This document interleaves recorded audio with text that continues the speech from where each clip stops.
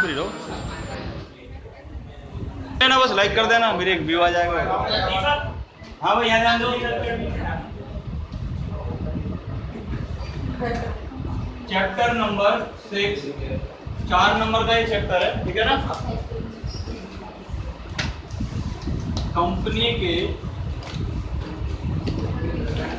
वित्तीय,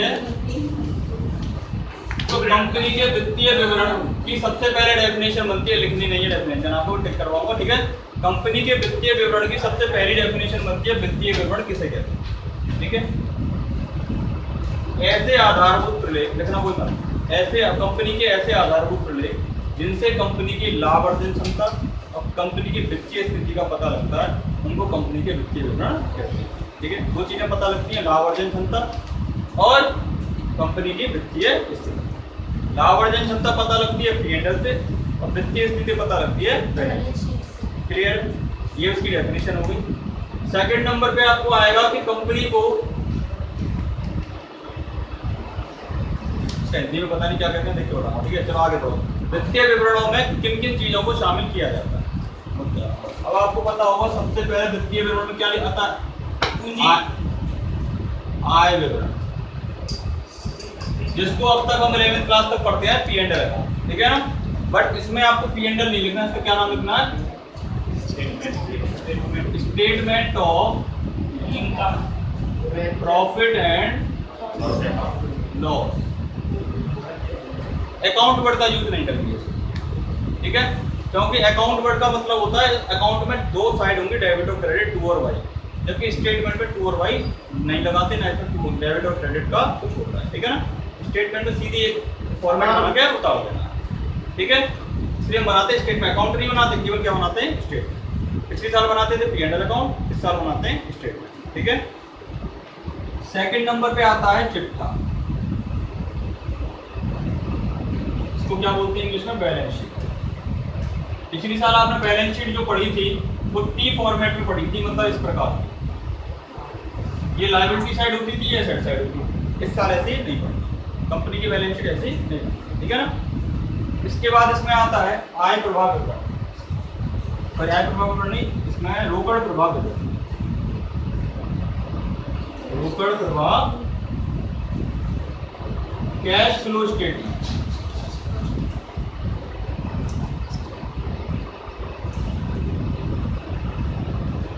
clear.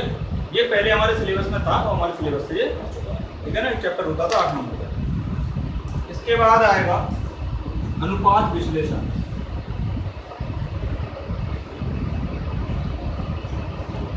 Ratio analysis, ये हमारा एक चैप्टर है जो 8 नंबर का, 6 नंबर का एक बड़ा क्वेश्चन इसमें से आएगा, क्लियर। इसके बाद आता है नोट्स ऑफ अकाउंट, इसको बोलते हैं, क्या बोलते हैं नोट्स, इनके जो वर्किंग नोट बनेंगे बैलेंस शीट पर, इसके जो वर्किंग नोट बनेंगे इसको बोलते हैं नोट्स टू अकाउंट, ठीक है ना। हिंदी में पता नहीं क्या कहते हैं इसको, इंग्लिश में, ठीक है ना, नोट्स टू अकाउंट। इनको जब इसको अलग से नहीं बनाते, जब इनको बनाते हैं तो इसके अंदर ही बनाते हैं नोट्स टू अकाउंट। अब हमारे एग्जाम में आएगा क्या, ये तो अलग चैप्टर हो गया, 12 चैप्टर नंबर 11, ठीक है। ये 8 नंबर का करीब चैप्टर है, 6 नंबर का एक बड़ा क्वेश्चन है, ठीक है, ये अलग हो गया। इस चैप्टर ये हमारे सिलेबस में नहीं है, ठीक है। हमारे सिलेबस में क्या है, आय विवरण और चिट्ठा,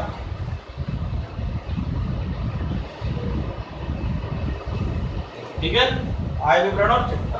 अब हमको आय विवरण और चिट्ठा बनाने के लिए नहीं आएगा, बल्कि क्या आएगा, इसका कोई एक पॉइंट आएगा अंदर का, इसमें बताइए कि इस पॉइंट के अंदर कौन कौन सी चीजों को लिखा जाता है, क्लियर है। ये अंदर की जो चीजें होती है उसको लिखते हैं नोट्स टू अकाउंट में। तो कहने का मतलब हुआ इस चैप्टर के लिए इंपॉर्टेंट क्या है हमारा, नोट्स टू अकाउंट। एक एक पॉइंट को समझते चलेंगे, कैपिटल क्या होती है बैलेंस शीट में, प्रॉफिट क्या होती है, करंट लायबिलिटी क्या होती है, करंट एसेट क्या होती है, टेंजिबल एसेट क्या होती है, सब चीज अंदर क्या क्या चीजें हमारी। क्वेश्चन थ्योरी का भी आ सकता है, न्यूमेरिकल भी आ सकता है, 1 मिनट में क्वेश्चन सॉल्व हो जाता है, 4 नंबर आपके, ठीक है। 1 मिनट लगती है या 2 मिनट हाईएस्ट लगती है इसको सॉल्व करने, ठीक है ना। इसको आप नोट करो, ये 1 नंबर या 2 नंबर में प्रश्न आता है, कंपनी के वित्तीय विवरणों में किनको शामिल किया जाता है, इनके नाम लिखना है, ठीक है। अच्छा, आय विवरण चिट्ठे के अंदर इसमें लिखा जाता है आपका वित्तीय, अच्छा वो अलग कंसेप्ट है, इसको लिख लो पहले। कंपनी का वित्तीय विवरण कैसे बनता है? सबसे पहले ऊपर लिखना, फॉर्मेट बनाना है हम, फॉर्मेट ऑफ इनकम स्टेटमेंट, ठीक है।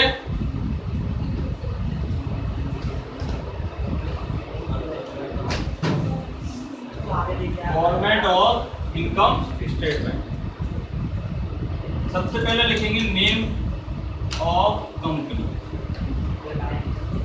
जो भी कंपनी का नाम क्वेश्चन में होगा उसको मैं लिख देंगे, उसके बाद डालेंगे एज ऑन, जो भी क्वेश्चन में डेट होगी उस डेट को लिख देंगे, क्लियर है। इसके बाद यहाँ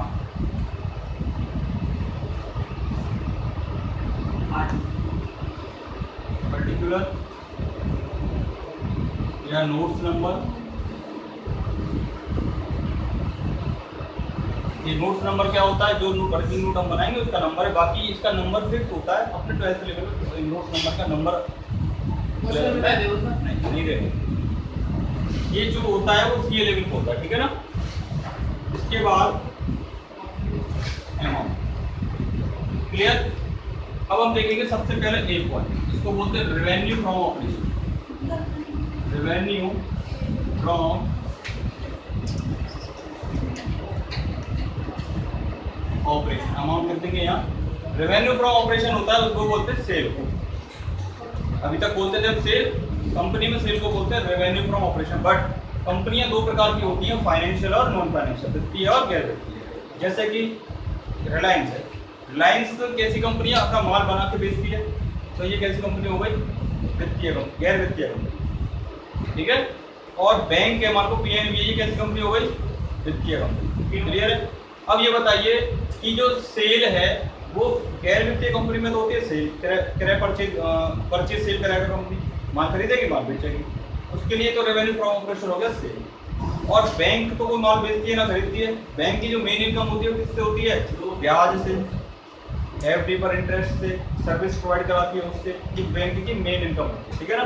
तो बैंक के लिए रेवेन्यू फ्रॉम ऑपरेशन क्या हो जाएगा? इंटरेस्ट।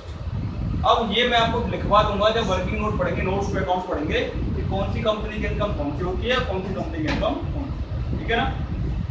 जो अभी मैंने आपको बताया था नोट्स ऑफ अकाउंट्स में पढ़ेंगे, वो पढ़ेंगे इसकी डिटेल, इसके अंदर क्या क्या चीज आएगी वो होता है नोट्स ऑफ अकाउंट, क्लियर है। बस यहाँ तो टोटल करके लिख देंगे, रेवेन्यू फ्रॉम ऑपरेशन टोटल जितना भी होगा कंप्लीट करके, ठीक है। सेकंड नंबर पे यहाँ आता है अदर इनकम, इनकम को यहाँ बोलते हैं रेवेन्यू, इन सबके नोट्स ऑफ अकाउंट है, ठीक है ना। सी पॉइंट पे आएगा टोटल रेवेन्यू,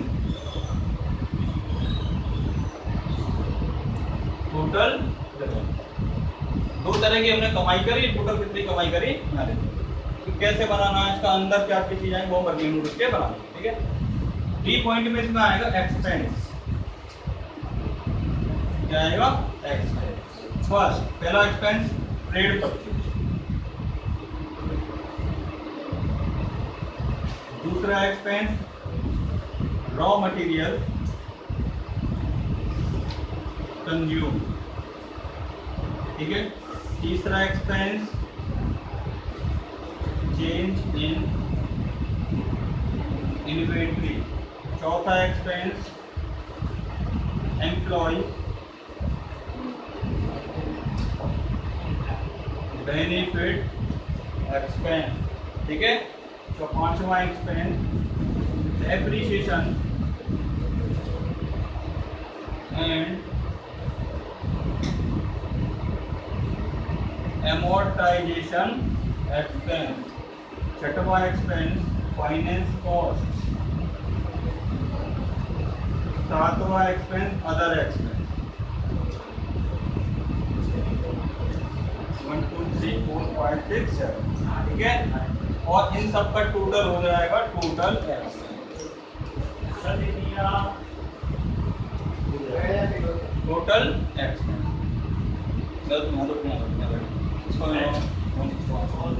बीच में नहीं बैठा टोटल एक्सपेंस, क्लियर है? यहाँ तक नोट करो पहले।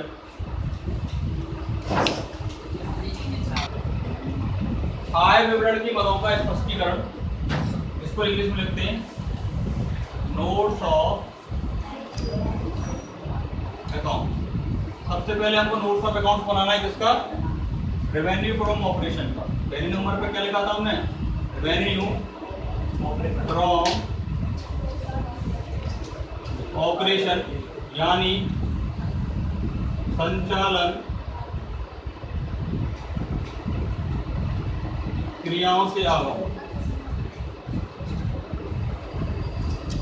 संचालन क्रियाओं से आगम, इसको हिंदी में बोलते हैं। ठीक है, इसको समझने के लिए ये पता होना चाहिए कि हमारी कंपनियां कितने प्रकार की होती हैं। तो इसका पहला नंबर आएगा वित्तीय कंपनी।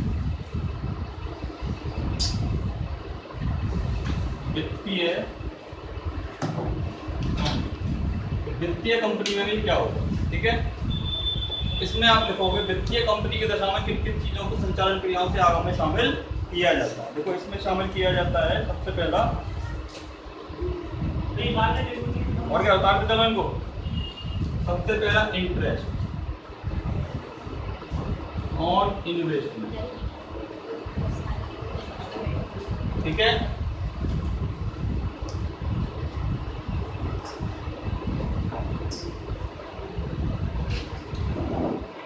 ऑन इन्वेस्टमेंट हटाता है, ओनली इंटरेस्ट इनकम पहले नंबर पे, सेकंड नंबर पे डिविडेंड इनकम। ठीक है, डिविडेंड का मतलब होता है आपको प्रॉफिट में कोई हिस्सा मिला, ठीक है ना, वो डिविडेंड।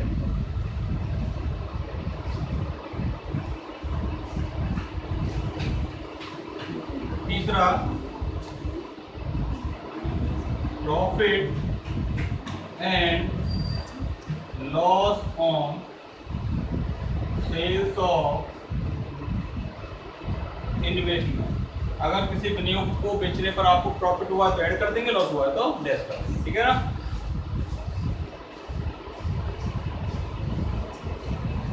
चौथा है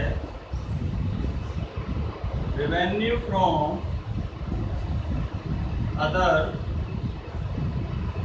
फाइनेंशियल सर्विसेज। इन सब चीज़ों को जब हम टोटल कर लेते हैं तो वो जो निकल के आता है हमारा, उसको क्या बोलते हैं हम, revenue from operation. Revenue from operation किस दशा में, यदि कंपनी कैसी है, वित्तीय कंपनी। क्लियर, ठीक है, नोट करो।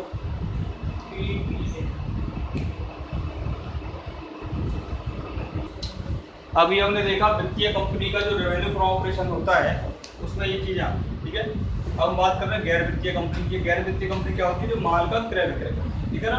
और वित्तीय कंपनी क्या होती है, जो पैसे ब्याज पर देने का काम होती है वित्तीय कंपनी। मेनली हमारे देश में वित्तीय कंपनी कौन से थे, बैंक ज़्यादातर हमारी वित्तीय कंपनी। अदर देन बैंक जो कंपनियां, वो कैसी कंपनियां, गैर वित्तीय। अब वित्तीय कंपनियों का तो revenue from operation main income क्या की होती है, ब्याज की, वो मेन इनकम होती है, और वो माल तो बेचते नहीं है। और गैर वित्तीय कंपनियों की दशा में मेन इनकम उसकी किसकी होती है, सेल किसकी होती है। इसमें से हम घटा देते हैं रिटर्न, क्या घटा देते हैं, इससे मेरी क्या निकल जाती है, नेट सेल। इसमें ऐड कर देते हैं सेल ऑफ स्क्रैप। कोई स्क्रैप अगर आपने बेचा है तो उसको इसमें ऐड कर देते हैं। तो ये मेरा क्या निकल के आता है, रेवेन्यू फ्रॉम ऑपरेशन। क्लियर है। तो अगर आपकी गैर वित्तीय कंपनी है, उसका रेवेन्यू फ्रॉम ऑपरेशन क्या होगा, सेल, इसमें से रिटर्न घटा दो नेट सेल, और सेल ऑफ स्क्रैप को जोड़ दो, क्या आ जाएगा, रेवेन्यू फ्रॉम ऑपरेशन। क्लियर। और इसकी अदर इनकम क्या होती है, गैर वित्तीय कंपनी के जो अदर रेवेन्यू वो क्या होती है, इंटरेस्ट इनकम, डिविडेंड इनकम। कोई संपत्ति आपने बेच दी, उससे अगर कोई आपको इनकम हो रही है तो ये हमारी क्या, और इसको इसमें से हटा दो, फाइनेंशियल सर्विसेज नहीं देती। ठीक है। और इसके अलावा profit on sale of, profit and loss on sale of fixed assets. गैर वित्तीय कंपनियों का मुख्य कार्य क्या होता है, माल खरीदना और माल बेचना। इसकी मेन इनकम क्या हो जाती है, सेल, जिसकी मेन इनकम हो जाती है। ठीक है। और इसके अलावा ये ब्याज पर कुछ पैसा दे रहे हैं, कहीं और विनियोग कर रहे हैं, संपत्ति को बेच रहे हैं, इसके कारण कोई प्रॉफिट होता है, तो ये कैसे प्रॉफिट माने जाएंगे, अदर इनकम मानी जाएगी, बिजनेस इनकम नहीं मानी। कोई डाउट इसमें, ठीक है ना। इसको आप याद करना, नोट करो इसको बराबर। क्वेश्चन नंबर 1, 2 करेंगे, इसी पर बेचते हैं, आपको समझ में आ जाएगा। ठीक है ना। क्वेश्चन नंबर 1 में हमको पता लगाना है तो revenue from operation first number पे, और सेकंड नंबर पे हमको पता लगाना है अदर। ठीक है, अब आप देखिए कैसी कंपनी है ये, गैर वित्तीय कंपनी। ठीक है, अब गैर वित्तीय कंपनी की जो मेन इनकम होती है वो सेल की होती है। किसकी होती है? सेल की। गुणों क्वेश्चन में सेल कहाँ है? विक्रय से आगम 30 लाख। सबसे पहले हम लिखेंगे सेल।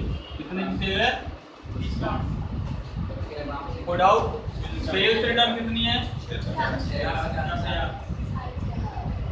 Sales return 6 lakh. घटा के मेरी कितनी आ गई? 23 लाख 50,000 नेट सेल। स्क्रैप की भी सेल है क्या? सेल्स ऑफ कितनी? 1.5 लाख। इस तरह से मेरी टोटल कितनी आ गई? 25 लाख। Good out. तो मेरी रेवेन्यू फ्रॉम ऑपरेशन कितनी आ गई? 25 लाख। Good out. इसमें क्लियर है? अब इसके अलावा कोई इनकम बची है उसको ढूंढ लो। क्या इनकम बची है? इंटरेस्ट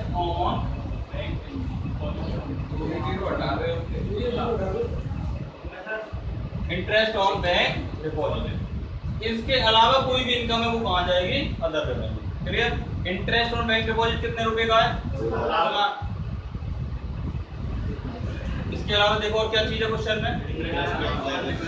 इंटरेस्ट ऑन, नहीं ये खर्चा है मेरा। ठीक है ना, डिबेंचर पे इंटरेस्ट मिलता नहीं है बल्कि इंटरेस्ट देना पड़ता है, तो ये खर्चा है मेरा। ठीक है ना, इसके अलावा और कुछ नहीं है। अर्जित ब्याज लिखा हुआ पूरा पूरा करो। इसमें लिखा हुआ इंटरेस्ट एक्यूड ऑन डिबेंचर, ये आएगा। एक्यूड वर्ड लिखा हुआ, इसको तो कमाया है। ठीक है ना, अगर केवल होता है इंटरेस्ट ऑन डिबेंचर, ये फाइनेंस कॉस्ट में आता है। Interest accrued on debenture, accrued का मतलब होता है हमने कमाया है। ठीक है ना, इंटरेस्ट एक्यूड। ये एक्यूड जो वर्ड होता है इनकम के लिए यूज किया जाता है। ठीक है ना, एक्सपेंस के लिए आउटस्टैंडिंग वर्ड यूज किया जाता है। क्लियर है? तो ये एक्स इनकम हो गई। कितने रुपए का है? 50,000। कितना हो गया टोटल? कोई डाउट इसमें? इसके अलावा हमको निकालनी है टोटल रेवेन्यू। क्या निकालनी है? टोटल रेवेन्यू में दोनों को जोड़ दो। रेवेन्यू फ्रॉम ऑपरेशन बराबर कितनी? 50। मेरे हिसाब से 25 लाख आ रही है। उत्तर देने के वैसे चिपका रहे हो। रेवेन्यू कितना हुआ? 27 लाख। ये तीसरा आंसर। ये नोट्स ऑफ अकाउंट है। सुन लो भाई, ये नोट्स ऑफ अकाउंट है। आपसे इनकम स्टेटमेंट नहीं पूछा है। इनकम स्टेटमेंट पूछेगा तो फॉर्मेट में ये केवल इस बिंदु पूछे, इसका कितना आंसर, इसका कितना आंसर, इसका कितना आंसर, ऐसा ही क्वेश्चन एग्जाम में आएगा। इनकम स्टेटमेंट बनाने के लिए नहीं। ठीक है, एक एक पॉइंट पूछेगा बस वो क्वेश्चन। और आपको ये